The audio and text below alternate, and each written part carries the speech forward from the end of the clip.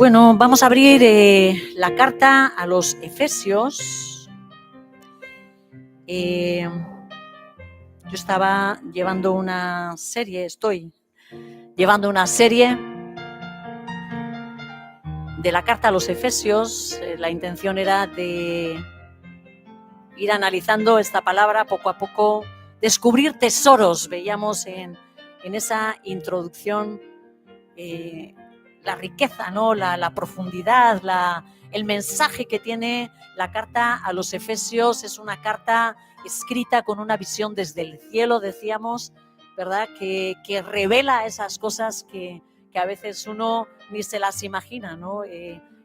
Todo aquello que el Señor nos ha dado, que tenemos en Él, profundidades, hay cosas muy profundas que están en esta carta, ¿no? Y vinimos haciendo un análisis de los primeros versículos, que dentro de un momentito lo vamos a recordar, pero me quiero centrar en un párrafo que es desde el 7 al 10 del capítulo 1, estamos ahí. Quizás ya que hay alguna persona nueva, otras que hace tiempo que no están, voy a leerlo desde el versículo 3, ¿vale? Voy a leer desde el versículo 3 al versículo 10 y traemos nuestras mentes a esta carta a los Efesios, ¿vale? Voy a leer con la Biblia textual, cuarta edición, ¿vale? Lo digo porque a veces os va a sonar igual, un poco distinto, un poco extraño. Bendito el Dios y Padre de nuestro Señor Jesucristo, quien nos bendijo en los celestiales con toda bendición espiritual en Cristo, según nos escogió en Él antes de la fundación del mundo, para ser santos y sin mancha delante de Él en amor, cuando nos predestinó para adopción para sí mismo por medio de Jesucristo, según la complacencia de su voluntad, para alabanza de la gloria de su gracia, que nos concedió gratuitamente en el amado. En Él tenemos la redención por su sangre, la liberación de los delitos, conforme a la riqueza de su gracia, que hizo sobreabundar para con nosotros en toda sabiduría e inteligencia, dándonos a conocer el misterio de su voluntad, según su complacencia que se propuso en sí mismo, hasta la culminación de una dispensación de los tiempos señalados, para volver a unir todas las cosas en Cristo, las que están en los cielos y las que están en la tierra, en Él. Me doy cuenta de que tiene tanta profundidad que pienso que igual el que lo lee la primera vez dice, ¿qué es esto? ¿No? Es como mucha riqueza lo que tiene para reubicarnos en todo lo que ya hemos estudiado hasta ahora. Podríamos decir, a modo así de resumen, que la riqueza de la gracia de Dios, se ha manifestado en nuestras vidas cuando, como decíamos al principio, nos bendijo. ¿Cómo nos bendijo, hermanos? Con toda bendición espiritual, con todo tipo de bendiciones espirituales, ¿sí? Todas aquellas bendiciones que nos son necesarias para cumplir nuestro propósito, decíamos, todas nos las fueron entregadas, ¿cuándo?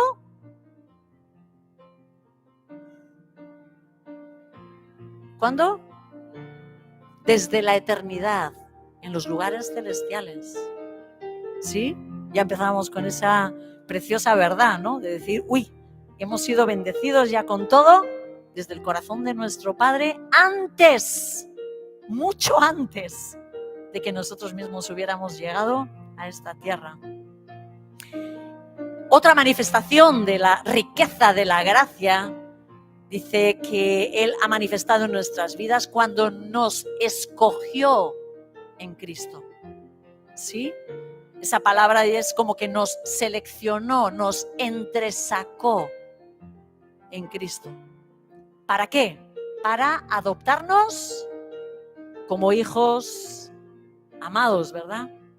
Hijos, decíamos en esa predicación, que sirvan para dar testimonio, un testimonio que va a producir la alabanza de esa gracia, un testimonio que va a hacer que la gente irrumpa en alabanzas a nuestro Dios por las maravillas que vean a través de nosotros, de su pueblo. Nos bendijo también cuando, vamos a verlo hoy, cuando nos redimió, qué palabra tan extraña, ¿verdad? Y nos perdonó de nuestros pecados dentro de este ámbito de tiempo y espacio en el que vivimos.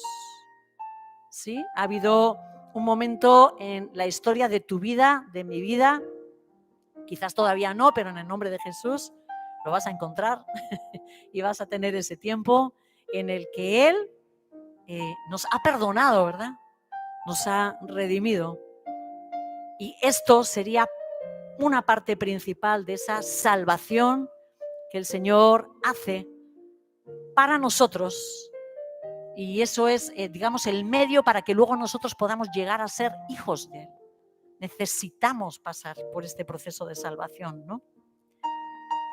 Y por último, como hemos leído hoy, nos ha bendecido con una riqueza de su gracia cuando nos reveló su voluntad. Y dice de querer volver a unir todas las cosas en Cristo Jesús. Sí, en este párrafo que hoy nos ocupa, quería primeramente ocuparme, ¿no? O pensar que entremos a entender ese deseo, ¿no? Que Dios expresó aquí. El hecho de que Él quiere unir, de que Él quiere volver a reunir todas las cosas en Cristo. Vamos a ver qué significa esto, ¿verdad? La profundidad de esto, ¿no? Dice, según el versículo 8, decía en esta versión, que hizo sobreabundar para con nosotros en toda sabiduría e inteligencia, hablando de su gracia. Vemos que Dios mismo, como expresión de su gracia, digamos, es una forma de manifestar la gracia de Dios hacia nosotros. Él nos dio sabiduría e inteligencia abundante, dice que nos bendijo, ¿no? Nos dio hizo sobreabundar para con nosotros la sabiduría y la inteligencia. Es decir, que este conocimiento que nosotros tenemos es el resultado del obrar de Dios en nosotros. Dios es el que nos habilita, nos da a conocer su voluntad, pero a partir de una revelación. Necesitamos entender esto.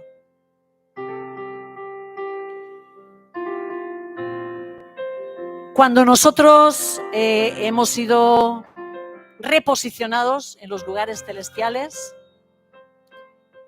por Cristo, Él nos da la capacidad, la gracia, la sabiduría, el entendimiento para que nosotros podamos llegar a abrazar esa fe, a tener el entendimiento que necesitamos de sus misterios.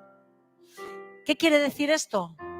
Que una persona no tiene la posibilidad, por su inteligencia o su razón, de llegar a conocer la voluntad de Dios. Lo vuelvo a decir. Una persona, por su capacidad, por su inteligencia, no tiene en sí mismo la capacidad de entender a Dios. Tú dices, pero si hay algunas personas tan inteligentes, si han podido descubrir esas cosas que son, ¿no?, tan maravillosas, que nos sirven para cada día. Pero la palabra te va a decir, nadie. Porque si no, ¿quiénes irían al cielo? ¿Quiénes encontrarían el camino para con Dios? Los listos. Sería un Dios de los inteligentes. Pues no va por ahí la cosa. No va por ahí la cosa. Si abrimos la palabra en el Evangelio de Mateo, en el capítulo 13, lo siento por aquellos que han pensado que su inteligencia, que quizás ellos han encontrado a Jesús por su gran inteligencia, pero vamos a pinchar ese pensamiento, ¿verdad? Mateo en el capítulo 13, en el versículo 11, nos dice, este es Jesús hablando con sus discípulos, y él dice, él respondiendo dijo, porque a vosotros ha sido dado a conocer los misterios del reino del cielo, pero a ellos no ha sido dado. ¿Sí? Cuando él estaba hablando sobre las parábolas, cuando los discípulos le decían, ¿por qué hablas en parábolas? ¿Verdad? ¿Por qué hablas en parábolas? Y él dice que a vosotros os ha sido dado conocer el misterio, pero a ellos no. Les hablo por parábolas, dice luego, porque viendo no ven y oyendo no oyen ni entienden. ¿Sí? El entendimiento, la posibilidad de llegar a conocer, a entender, a aceptar el mensaje de Dios es una cuestión de revelación. Es una cuestión de revelación. No es una cuestión de inteligencia. No es una cuestión de nuestra capacidad. ¿Se entiende esto? ¿Sí? Es necesaria la revelación de Dios. Quizás algunos pueden llevar visitando este lugar tiempo, pero salen igual siempre con la misma frase en sus mentes. No he entendido nada, ¿verdad? Igual salen con la sensación de que igual salen de la misma forma que han entrado, ¿no? Y uno dice, pero ¿por qué no puedo entender lo que está pasando? ¿Por qué no puedo entender eso que ellos están hablando? Hablan, pero como en otro idioma distinto. Sin embargo, hablamos en castellano. A veces se dan pinceladas en euskera, pero ¿verdad? El idioma es común de una forma, pero no el idioma espiritual. Ahí está la diferencia, ¿sí? Solamente con la revelación de Dios es que nosotros podemos llegar a las profundidades de lo espiritual. ¿Por qué unos escuchan y se aburren y dicen, no pillo nada? ¿Por qué? ¿Sí? Otros se deleitan. Porque depende de la sintonía que estás pillando, ¿sí? Si tienes, y Dios te ha dado la capacidad de tener una sintonía en lo espiritual, tú entras en esa conexión de lo que se está diciendo o te quedas fuera, te sientes que te quedas fuera. Hay esperanza para los que no entienden, ¿vale? Porque el Señor quiere revelarse, quiere abrir los corazones, quiere tocar nuestros corazones, ¿sí? Pero es importante que hoy entendamos que es necesario una revelación. Es el Espíritu Santo el que nos va a dar a entender, a conocer las cosas espirituales. Y la palabra nos lo dice con tanta claridad en la primera carta a los Corintios, en el capítulo 2. Insisto en esto, ¿sabéis por qué? Porque muchas veces la razón se vuelve la enemiga de nuestra fe. Hoy José Ignacio ha dicho una frase, justo ha dicho una frase cuando estaban en el pan y el vino, ¿no? Y él ha dicho, no sé si lo vas a entender, pero el Señor nos ha llamado a creer y no a conocer, ¿verdad? O a entender con nuestra razón. Yo creo que va por ahí lo que estoy queriendo transmitir, ¿sí? Primera de Corintios, capítulo 2, voy a leer desde el versículo 10 al versículo 14, para los que estáis apuntando, y dice así. Está hablando de esa revelación de que cosas que ojo no vio ni oído yo, ¿sí? Son las que Dios va a traer a los suyos. Y sigue diciendo el versículo 10. Y Dios nos las reveló por medio del Espíritu, porque el Espíritu todo lo escudriña, aún las profundidades de Dios, ¿sí? Solamente el Espíritu es el que tiene la capacidad de entrar en lo profundo de Dios. Pues, ¿quién de los hombres sabe lo íntimo del hombre? Fijaros, no nos conocemos ni a nosotros mismos, ¿verdad? ¿Quién de los hombres sabe lo íntimo del hombre, sino el espíritu del hombre que está en él? Así también nadie ha conocido las cosas de Dios, sino el Espíritu de Dios. Y nosotros no hemos recibido el espíritu del mundo, sino el Espíritu que proviene de Dios, para que sepamos lo que Dios nos concedió gratuitamente. El entendimiento es a través del Espíritu, lo cual también hablamos, no con palabras enseñadas por sabiduría humana, ¿sí? Hablamos, pero lo trascendente no es tanto esas palabras, el entendimiento de esas palabras, sino con las enseñadas ¿por quién? Por el Espíritu, adaptando lo espiritual a lo espiritual. Pero el hombre natural no acepta las cosas del Espíritu de Dios, porque para él, ¿qué son? Locura, dice esa versión, necedad, dice esa versión. No pueden entenderlas, porque se han de discernir espiritualmente. Así que vuelvo a dejar la idea bien clara. Solo a través de la revelación tenemos la capacidad de entender el mensaje de Dios, porque es lo espiritual que habla a lo espiritual. Ahí entran en armonía, de espíritu a espíritu, hermanos, que somos espíritu, ¿verdad? Y ellos, pum, le toca la palabra que decían y nuestro espíritu lo recibe. Y ahí se descorre el velo y de repente, ¿os ha pasado alguna vez que habéis cogido un texto en la palabra, que lo habéis leído montones de veces y de repente hay un momento en el que dices, ahora lo entiendo? ¿Sí? Es luz. Eso es revelación. Eso es revelación. ¡Fum! De repente hay un entendimiento. Dices, lo capté. Recuerdo una hermana que está aquí, ¿no? Que quizás después de ella haber escuchado la palabra del Evangelio, haber estado convencida de que ella ya había dado ese paso de entendimiento de lo espiritual, ¿verdad? Y creer convencida de que ella había entregado su corazón al Señor, ella me confesaba, ¿no? Después incluso de haberse bautizado, me confesaba y decía, ahora lo entiendo. Hubo un momento en el que el Señor se reveló. Hasta entonces se entendía, sí, el mensaje, digamos, no sé cómo decir, el mensaje del habla, ¿no? Que Jesucristo ha muerto en una cruz por mis pecados, ¿vale? ¿Y cuántas personas entienden eso? ¿Cuántas personas? Pero luego no trasciende, esa verdad no trasciende a su vida. ¿Sabéis por qué? Porque no les ha sido revelada la verdad. Conocen el mensaje, pero no la verdad. ¿Se entiende esto? Ok.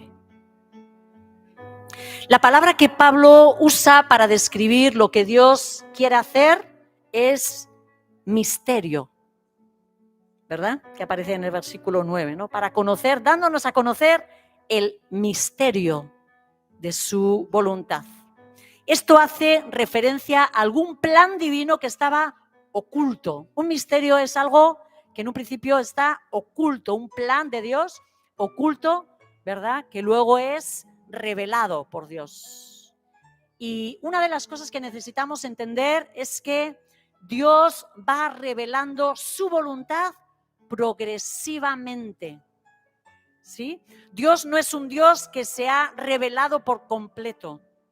Cuando nosotros hemos conocido a Dios, Él se revela en una medida.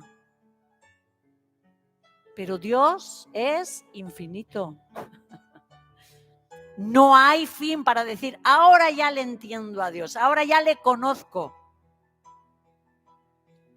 ¿Sabéis que tenemos una eternidad para seguir conociendo a Dios? ¿Sí? Cuando a veces estamos tan afanados de decir, si ya lo he entendido todo, ¿lo puedo meter a Dios en un cajón? ¿Cómo le vamos a poder meter a Dios en un cajón? En nuestros entendimientos. Todo lo contrario, deja que el Señor te golpee a tu entendimiento y cada vez puedas entender más y descubrir más y más y más y más y más. Porque ese es el plan eterno de Dios, de que sigamos conociendo y Él revelándose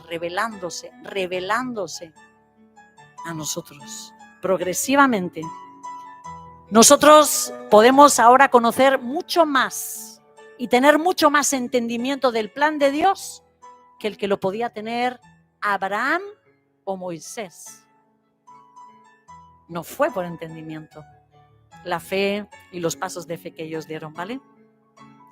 Bueno, ya he dicho la palabra, fue por la fe, ¿sí? ¿Sí? Pero no por la comprensión. Ellos tenían un Dios, por ejemplo, Abraham era un hombre pagano que vivía y además tenía mucho conocimiento del tema de las estrellas. Era un adorador a algún astro, ¿sí? Porque esto era lo que se había concedido a las naciones. Y sin embargo, ahí aparece un Dios en una revelación que le dice, ven, te he escogido, te voy a dar una tierra. Y él obedeció, ¿verdad? Quizás hoy podíamos explicarle a Abraham sobre la muerte de Jesús. Bueno, yo sé que él lo ha visto, ¿vale? Pero en cuanto a términos de intelecto, ¿verdad?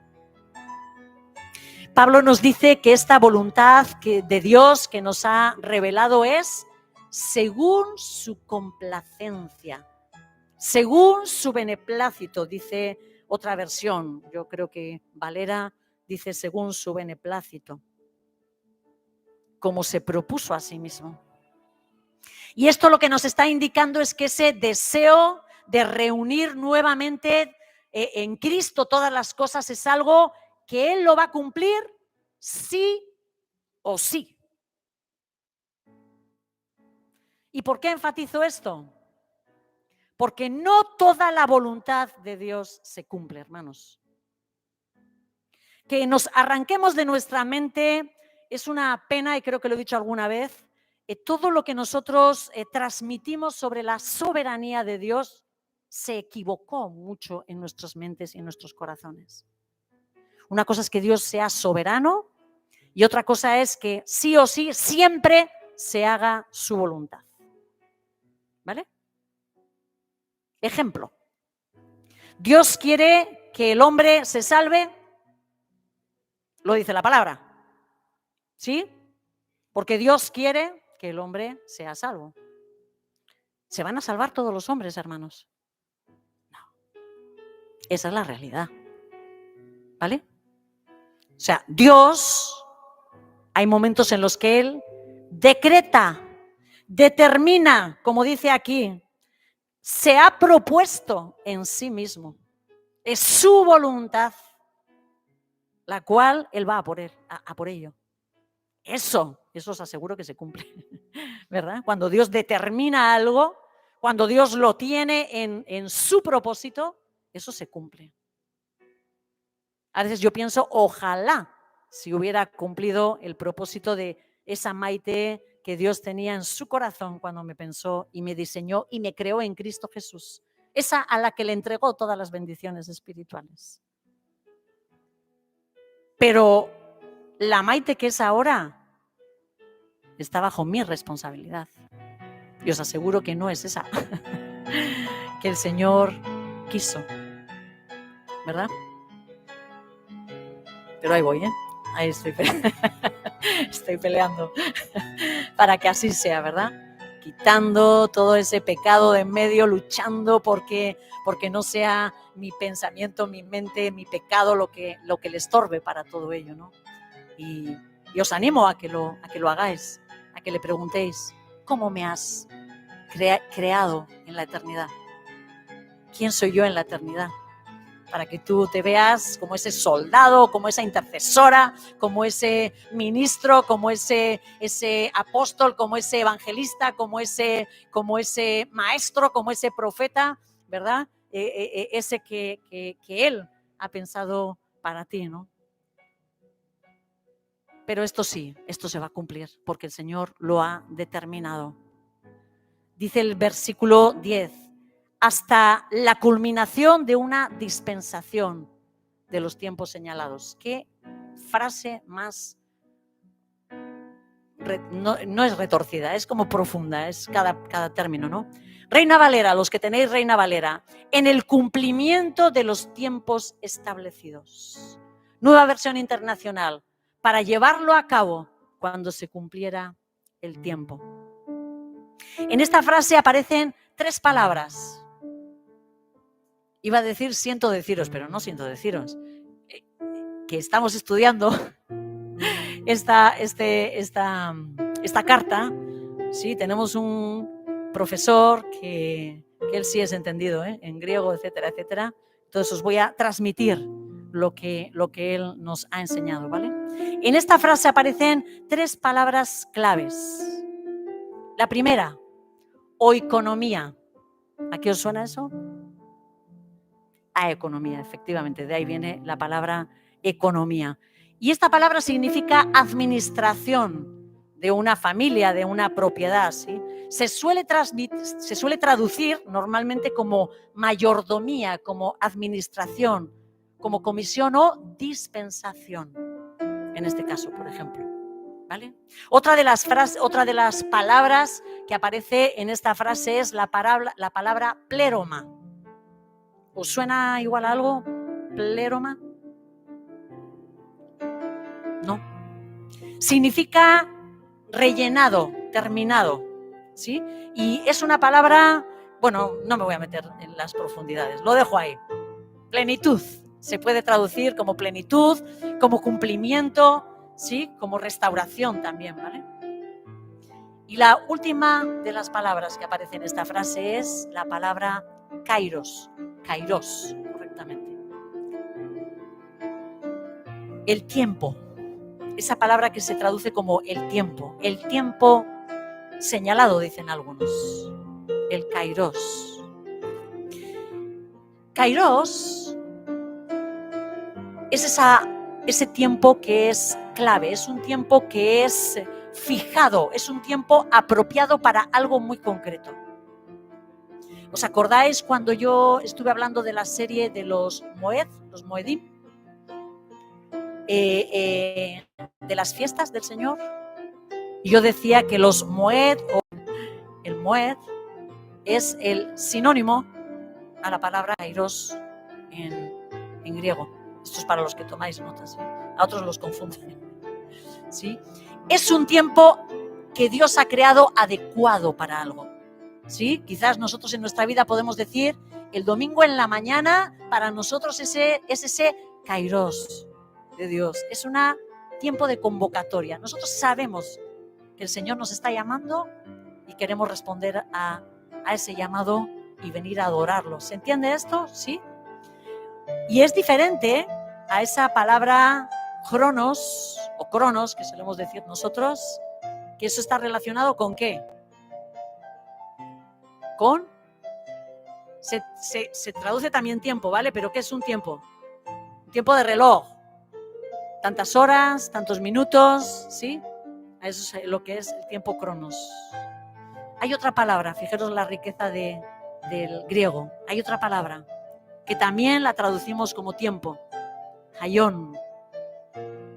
Y esto está hablando de un tiempo con sus características. Por ejemplo, el otoño, el invierno, ¿sí? El siglo o la Edad Media, el siglo del metal o de la industria, ¿sí? Está hablando de tiempos con determinadas características. ¿Se entiende esto? Sí, eso es.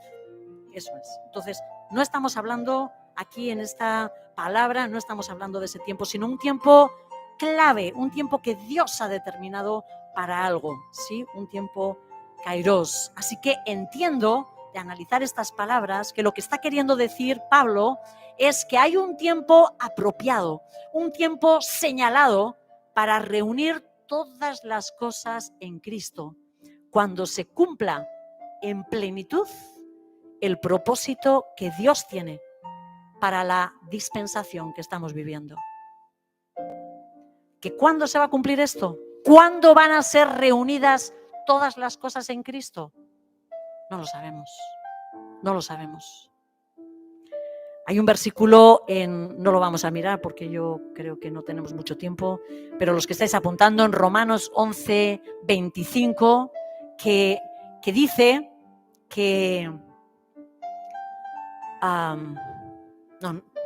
la Iglesia está hablando de que tiene que extender el evangelio a los gentiles y dice que cuando se convierta hasta el último de ellos, entonces vendrá el avivamiento de los judíos. ¿Sí? Quizás aquí hay un momento clave para la historia del hombre, ¿no?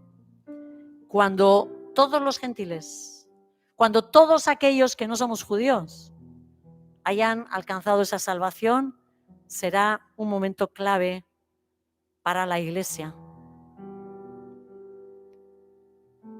El apóstol Pedro llega a escribir diciendo que aguardemos y que dice, él habla de aguardar y apresurar el advenimiento del día de Dios.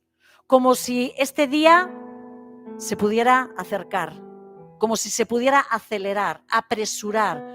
¿En qué sentido? ¿Dando en qué sentido? En que la Iglesia tiene la responsabilidad de llegar a un estado, de completar la administración del tiempo, para que el día del Señor, el día en que venga a recogernos, venga cuanto antes. ¿Se entiende esto? Es como que nosotros tenemos la capacidad de que todo esto se alargue o se acerque, ¿sí? De apresurar. En este entendimiento hubo un tiempo en la historia en el que muchos hombres salieron rápidamente a misiones. Cuando la Iglesia empezó a pensar en esto, en que la Iglesia tenía la responsabilidad de apresurar la venida, aquello fue una explosión de misioneros por todo el mundo. Versículo 10, la segunda parte, dice, para volver a unir todas las cosas en Cristo. Las que están en los cielos, las que están en la tierra, en Él. Cuando vemos que Pablo nos habla de volver a unir, de reunir todas las cosas, ¿esto qué implica? Si yo vuelvo a unir algo, esto implica que antes estaba ¿cómo?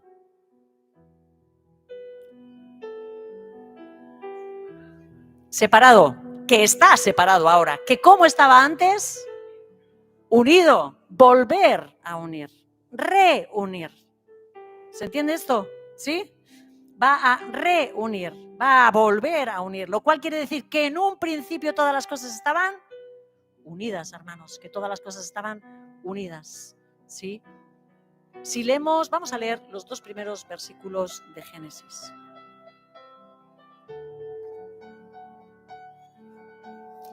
Vamos a esos comienzos, ¿no? Textual. Voy a leer con la textual. No existe la palabra el principio. En principio, Elohim, Aleph Taf, que no sé por qué no mete nadie esta palabra, Alfa Omega, Aleph Taf. O sea, el Dios Alfa Omega, para que nosotros lo entendamos. Elohim, Aleph Taf, creó los cielos y la tierra. Versículo 2. Pero la tierra se ha precipitado en caos y vacío, y hubo tiniebla sobre la faz del abismo acuoso, y el espíritu de Elohim se cernía sobre la faz de las aguas. ¿Cómo lo dice Valera? Dicen en el principio, ¿sí? Dios creó los cielos y la tierra.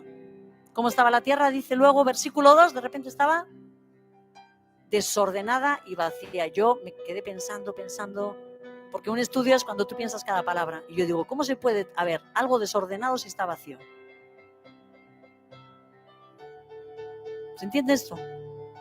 ¿No? Yo decía, pero ¿cómo que desordenado? Pero es porque estamos trabajando con nuestra mente, ¿vale? Es nuestro entendimiento, ¿no? Tú dices, desordenado algo que está vacío. Si tú entras y encuentras la habitación de tu casa completamente vacía, ¿qué es lo que va a estar desordenado? Igual está más ordenado que nunca, ¿verdad? Sí, pero no está hablando de eso, sí. Ahora, mi pregunta es, ¿qué ocurrió entre el versículo 1 y el versículo 2?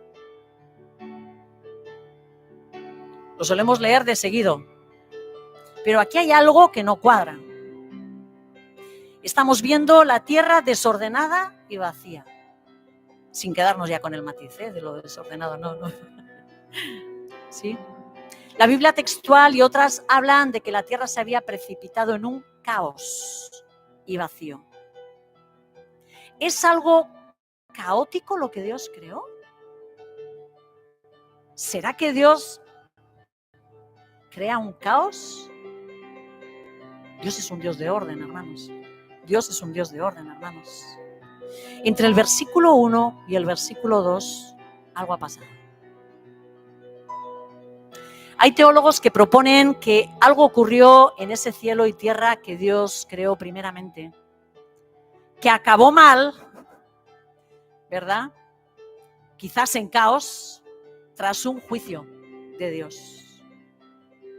Y mi pregunta es, ¿podría ser que fuera en ese tiempo en el que Satanás o Lucero como luminaria se rebelaran contra Dios, provocando esa separación de Dios con parte de su creación?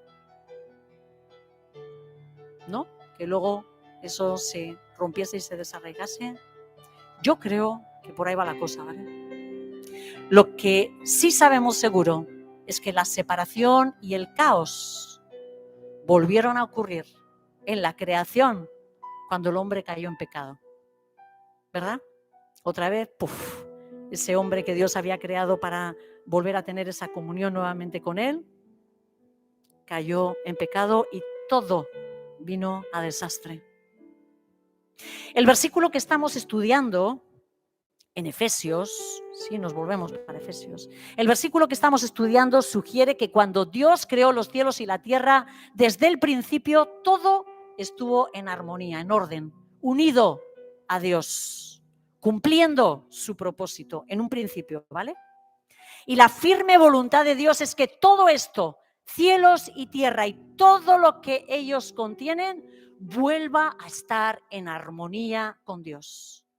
Todo lo que se mueve ahí, que nuestros ojos no lo ven, porque ahora estamos bajo maldición.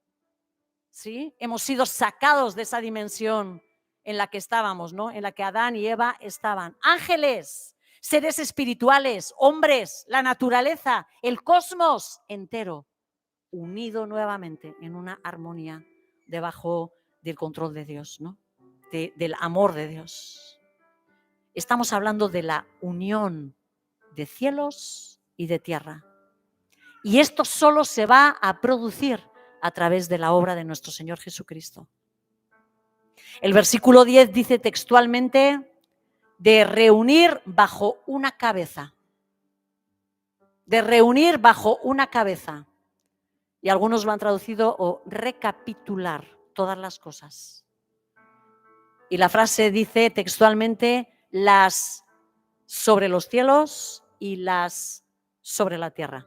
Menos mal que no nos traducen literalmente todo, ¿verdad? Pues no entenderíamos nada. El objetivo de Dios desde antes de los tiempos es poner a Jesucristo como una cabeza, como una nueva cabeza que sujete todo. Cuando Jesucristo resucita tras entregarse como el Cordero de Dios en su obra de salvación,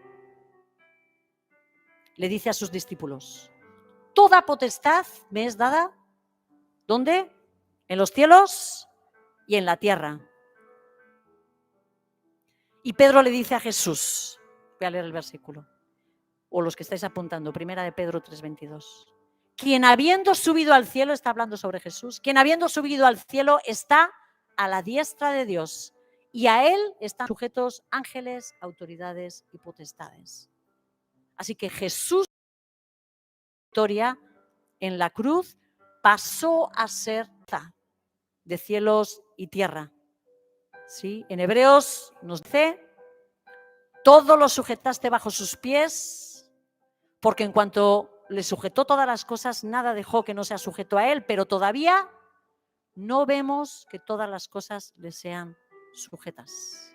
Hebreos 2:8. Estamos en un proceso de sujeción. Estamos en un tiempo en el que el Señor, después de la victoria de su Hijo, lo ha colocado como cabeza de todas las cosas y ahora está haciendo que todos sus enemigos vengan a estar a sus pies. Pero como dice Pedro, todavía no lo vemos, ¿no? Antes de la resurrección de Cristo, todo estaba desunido. ¿Por qué dice Jesús, autoridad me es dada en los cielos y en la tierra? ¿La tenía antes? Sí, pero si la tuviera por completo, ¿por qué les está diciendo esto a los discípulos? Es una autoridad que le está siendo entregada en ese mismo momento. Es una autoridad que le está siendo entregada en ese momento para poder sujetar cielos y tierra. Es algo que Jesús no tenía, porque si no, ¿para qué hace esta obra? Para ganarlo. Hay profundidad en eso, hay misterio en eso, ¿verdad? O quizás hay entendimiento, pero... Antes de la resurrección de Cristo, todos hacían lo que querían. Estoy hablando de todos los seres espirituales y de todos los hombres, ¿eh? Dios puso a su pueblo Israel bajo una ley, porque eso implicaba que ya no pudieran hacer lo que quisieran. Todo el mundo hacía lo que quería, pero el pueblo de Dios estaba sujeto a una ley. Bueno, le puso una ley para que estuviera sujeto, ¿no? No podían hacer lo que quisieran. ¿Lo hicieron o no lo hicieron? Sí, lo hicieron, esa es la pena, ¿verdad? Lo mismo ocurrió en el ámbito cósmico, ¿no? En el Antiguo Testamento, en el ministerio de Jesús, de ese hijo antes de Jesús, no, de ese hijo antes de encarnarse, él tiene que batallar, el hijo tiene que batallar porque todas las cosas no están subordinadas a él. Solamente lo voy a mencionar, ¿vale? A Daniel, cuando esa manifestación de Jesús, esa manifestación del Hijo, a Daniel se le pone a hablar a él y está hablando de batallas y le dice a Daniel, tengo que batallar con el príncipe de Persia. ¿Sí? No le dice, le doy una orden y me obedece, sino tengo que batallar con el príncipe de Persia. Pero ahora todo está reunido bajo una sola cabeza. Y esa cabeza está sobre los cielos y sobre la tierra. Enfatiza sobre. Es más, si leemos en Hebreos 4:14, en la primera parte, dice, por tanto, teniendo un gran sumo sacerdote que traspasó los cielos, Jesús el Hijo de Dios. ¿Qué hizo Jesucristo? ¿Está sobre los cielos? Traspasó los cielos. Traspasó los cielos. Jesucristo no está en los cielos, traspasó los cielos. Él está sobre los cielos.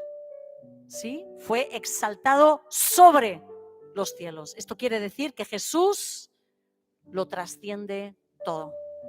Está absolutamente por encima de todo lo creado. Cielos y tierra tienen una misma cabeza y se llama Jesucristo. Cuando el hombre y la mujer estaban en el huerto del Edén, ese lugar era un lugar donde los cielos y la tierra se unían. ¿Quién paseaba allí en el huerto y charlaba con Adán y Eva? Dios. Nuestro Señor Jesucristo se manifestaba, paseaba con ellos, hablaba. Bueno, no solamente ellos. Los animales hablaban. ¿Los animales hablaban? Dices, ¿cómo? Los animales hablan, pero ya no podemos sintonizar ya con ellos.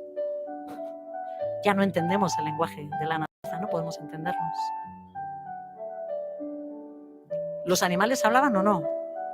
¿Quién habló con Eva? El hombre, como ser espiritual que es, tenía acceso tanto a lo eterno como a lo material.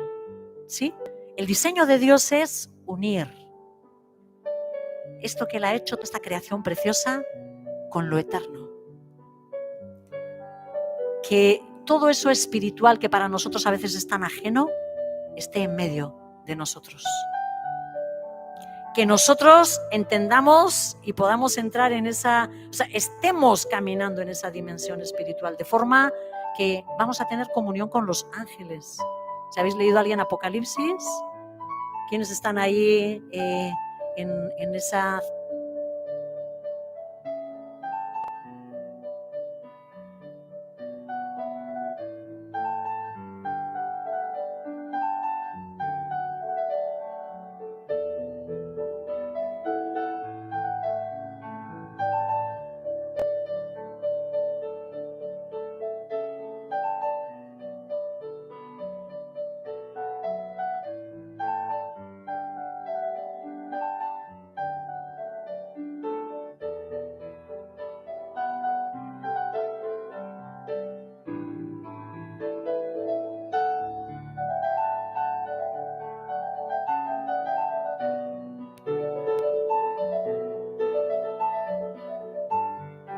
lo espiritual? Es por eso que, ¿no? Jesús nos dice que lo espiritual se acomoda a lo espiritual. Es por eso que cuando Él nos da vida a nuestro espíritu, empezamos a entrar en la dimensión espiritual, empezamos a captar el mensaje de la salvación. Solo a través de lo espiritual entramos y captamos lo espiritual. Y así era con Adán y con Eva, ¿no? El hombre fue creado con un diseño especial para conectarse. Seguimos estando, ¿eh?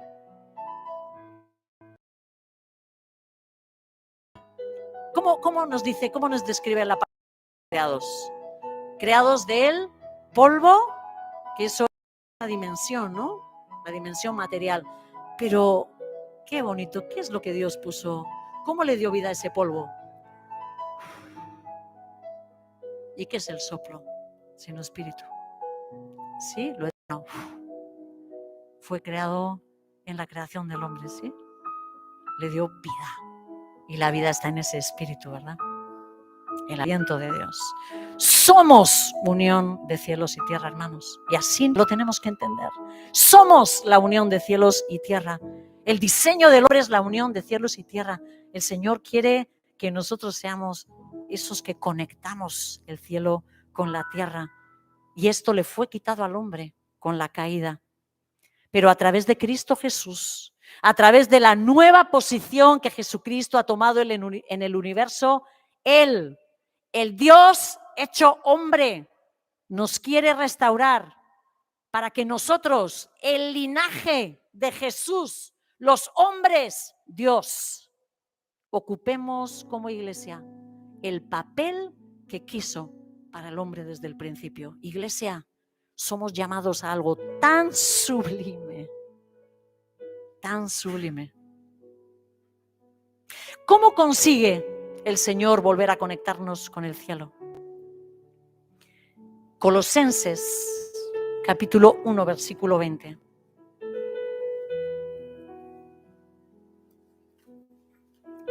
Está hablando de Jesús, una descripción preciosa de Jesús, de cómo todo ha sido creado por Él y para Él. Y dice, y por medio de Él, el Cristo, reconciliar consigo todas las cosas. Estamos hablando de lo mismo. Así las que están en la tierra como las que están en el cielo. Es una reunión, ¿verdad? Haciendo la paz por la sangre de su cruz. La sangre es un elemento material que hace referencia a una entrega sacrificial. al hablar de la sangre de Jesús como conector, es la mediación para nosotros de cielo y tierra. Estamos hablando de su sacrificio expiatorio en la cruz, ¿verdad? Sacrificio que se manifestó dentro de un tiempo, dentro del espacio, dentro de esta dimensión. Él bajó a esta dimensión, entró en esta dimensión, haciéndose un bebé, ¿sí? Creciendo como un hombre mortal, pero Él irrumpe en el tiempo y en el espacio y se sacrifica por nosotros en un momento concreto de la historia. Y este sacrificio es el que abre la puerta para la gracia real, gracia que es eterna, ¿sí? Él hace que esa gracia de Dios se una a nosotros, se manifieste en nosotros y así nosotros ahora podamos nuevamente ser seres donde se une el cielo y la tierra. En Cristo tenemos la redención por su sangre, nos decía el versículo 7. En Cristo tenemos la redención por su sangre y el perdón de pecados. O como traduce esta versión, la liberación de los delitos. Son verdades que se complementan, pero tienen su matiz, ¿vale? La redención, esa palabra tan extraña, ya cuando uno entra en la iglesia ya la empieza a escuchar una y otra vez, ¿verdad? Pero para los que os gustan las palabras, apolútrosis. Habla de la libertad que un esclavo alcanza cuando su redentor, que normalmente era un pariente cercano, paga un precio convenido, ¿sí? Alguien que ha caído en esclavitud o, por ejemplo, se ha entregado en esclavitud. Esto era una práctica normal. Cuando tú ya tenías pobreza, la forma de alimentarte, acababas entregándote como esclavo, como siervo de otro hermano. Hermano lo quiero decir porque eran de la misma etnia, ¿sí? Judíos, ¿vale? Se entregaban al otro y trabajaba para otro, ¿vale?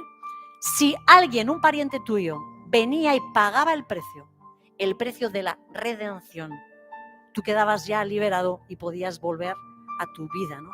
Mientras tanto, si no, estabas sometido a esa otra persona a la que de alguna forma te habías vendido, ¿no?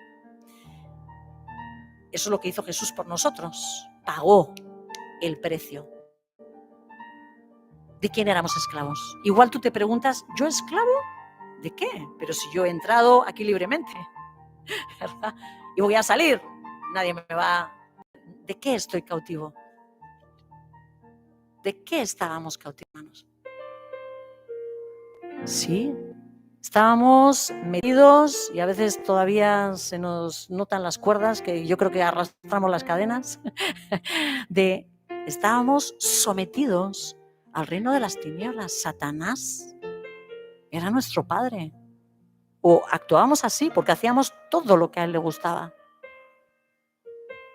Pero él pagó un precio.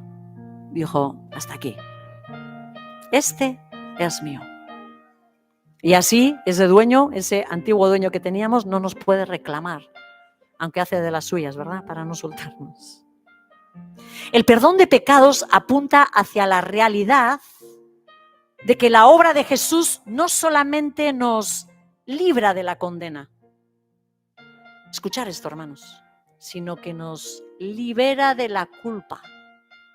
La obra de Jesús no se limita solo a que nos perdona los pecados, sino que nos libera de la culpa.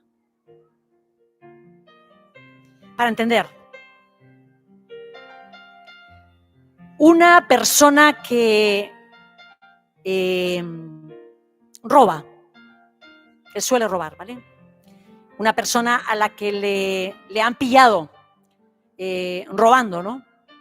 Esa persona es metida en la cárcel, hay un precio, una condena que tiene que pagar, ¿verdad?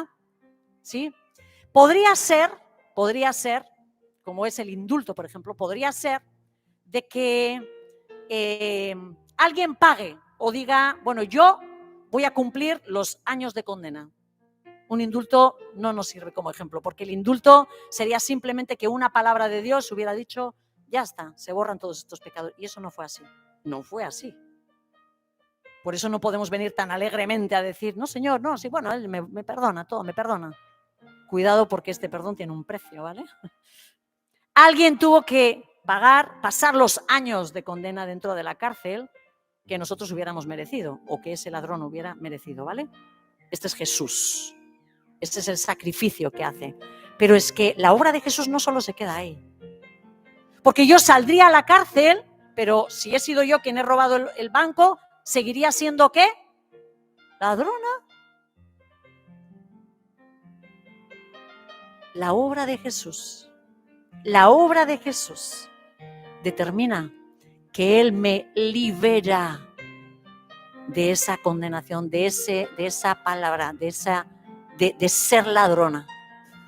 ¿Sí? La obra de Jesús no solo me ha perdonado mi pecado, mis muchos pecados, sino que me ha llevado, es como si me hubiera tomado en el tiempo y me hubiera llevado a un comienzo, me hubiera dicho, no has vivido nada, no has hecho nada de todo lo que hiciste. ¿Se entiende esto?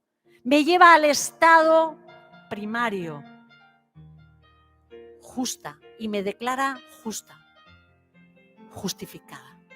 Esto es lo que quiere decir cuando la palabra nos está diciendo que somos justificados.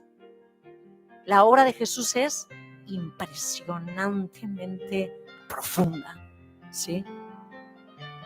No hay más condenación, por eso dice la palabra, no hay más condenación para los que están en Cristo Jesús. Ese enemigo no puede volver a levantarse y volver a decirte, pero tú eres ladrona.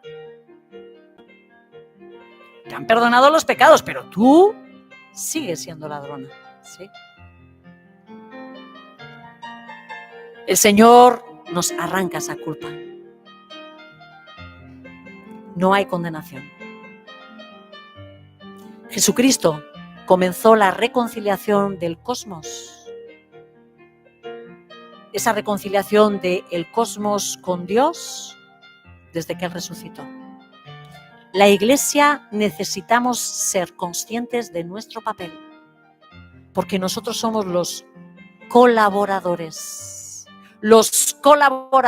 de Él en medio de toda esta reconciliación.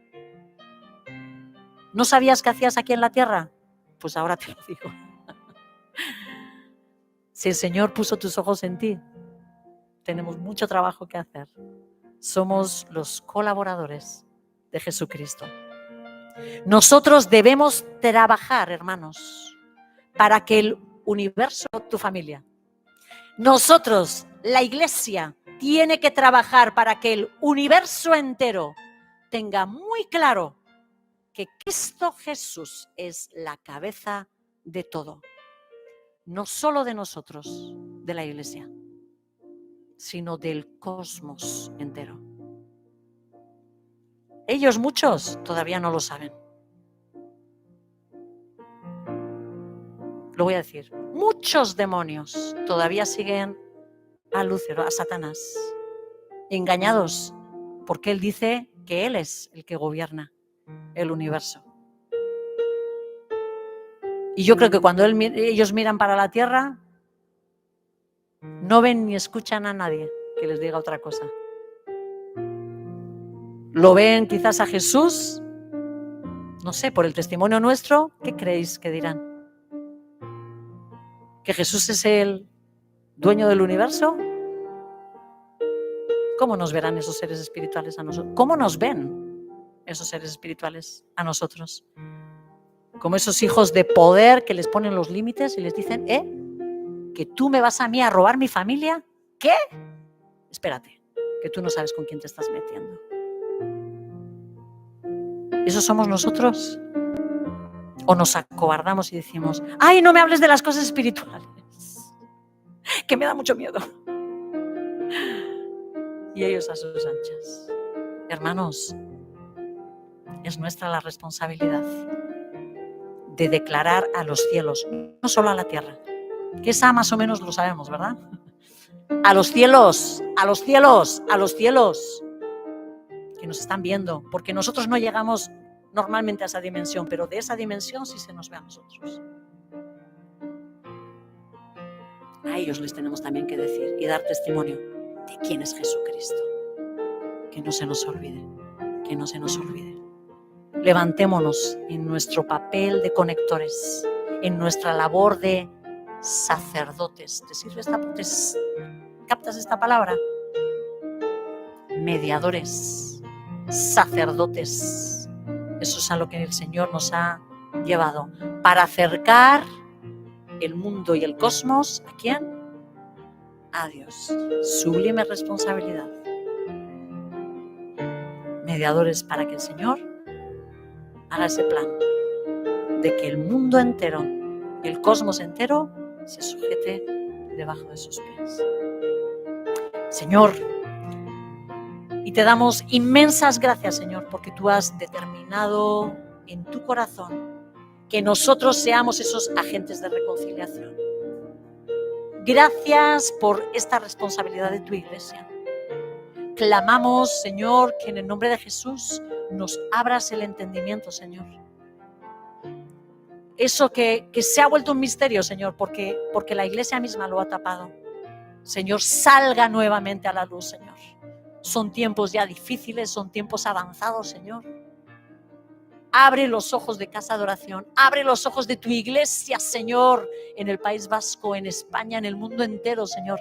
Abre los ojos de tu iglesia, Señor, que seamos esos reconciliadores, que seamos esos instrumentos, Señor, que traigamos al conocimiento de todo el cosmos, de cielos y tierra, de quién es nuestro Señor Jesucristo. Aquel ante el cual tiemblan esos seres cuando Él aparece y tienen que obedecerlo. Porque tú los sujetaste y tú los subiste, Señor, a ese lugar. Nombre sobre todo nombre. Señor, gracias por esta responsabilidad tan sublime, Señor. Clamamos, Señor, por aquellos que todavía no se han encontrado contigo y están en medio de nosotros.